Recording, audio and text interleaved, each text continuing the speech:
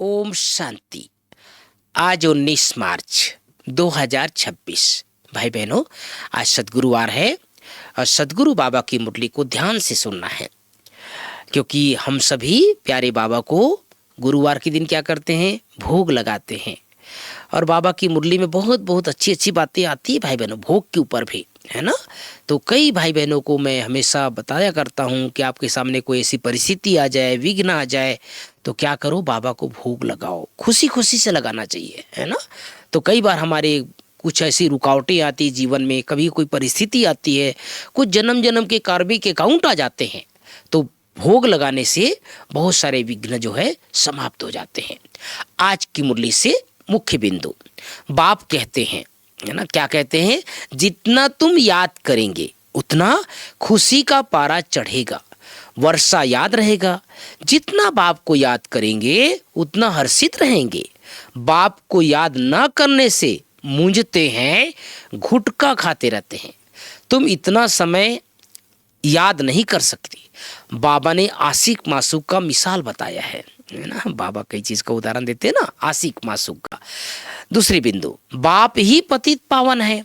बाबा कहते हैं, मैं तुमको कर्म, अकर्म और विकर्म की गति समझाता हूँ। रावण राज्य में मनुष्य, बाबा कहते हैं, क्या कहते हैं, रावण राज्य में मनुष्य के कर्म विकर्म हो जाते हैं। वहां तुम्हारे कर्म अकर्म होते हैं। कहाँ? सतयुग में। वह है देवी सृष्टि। मैं रचता हूं तो जरूर मुझे संगम पर आना पड़े। यह है रावण राज्य, वह है ईश्वरी राज्य। ईश्वर अब स्थापना करा रहे हैं। अब तुम ईश्वर के बच्चे हो तो क्या होगा, तुमको वर्षा मिल रहा है। हम सभी ईश्वर के बच्चे हैं ना भाई बहनों, तो जिसके बच्चे हैं उसे क्या मिलेगा, वर्षा मिलता है। आज की मुरली से मुख्य मुख्य 5 बातें। पहली बात, मीठे बच्चे जैसे बाप दादा दोनों निरहंकारी है, देही अभिमानी है, ऐसे फॉलो फादर करो तो सदा उन्नति होती रहेगी। दूसरी बात, बहुत सुंदर प्रश्न है भाई बहनों, याद रखना सभी। उच्च पद की प्राप्ति के लिए कौन सी खबरदारी रखनी है?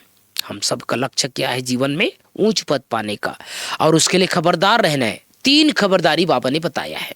पहला, उच्च पद पाना है तो खबरदारी रखो, मनसा से भी किसी को मेरे द्वारा दुख ना हो।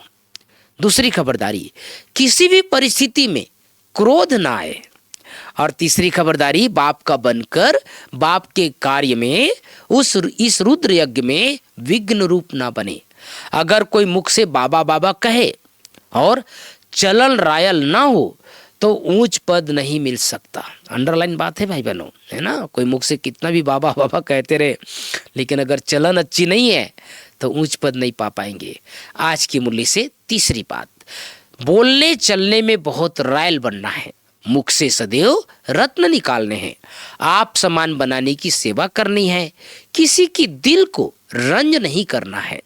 क्रोध पर बड़ी खबरदारी रखनी है। मुखड़ा सदैव देवताओं जैसा हर्षित रखना है। स्वयं को ज्ञान योग बल से देवता बनाना है। आज सदगुरु बाबा की मुरली में वरदान, पावरफुल दर्पण द्वारा सभी को स्वयं का साक्षात्कार कराने वाले साक्षात्कार मूर्त भव।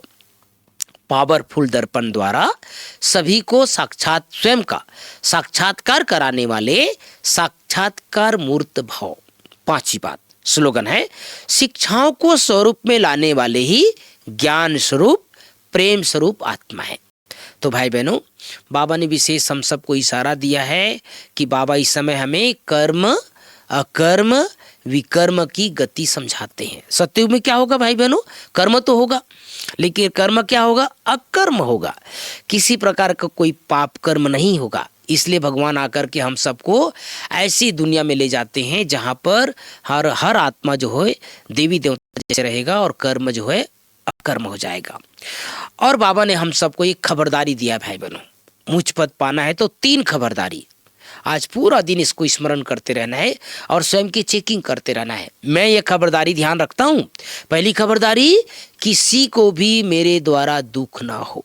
बाबा का शब्द है, दुख देंगे तो दुखी होकर के मरेंगे। दूसरी खबरदारी, क्रोध ना आए। ये तो बाबा कई दिनों से कह रहे हैं भाई बहनों, किसी भी कारण से किसी भी परिस्थिति में मुझे क्रोध नहीं आए। और तीसरी बात बाबा ने कहा है, इस रुद्र यज्ञ में विघ्न रूप ना बने।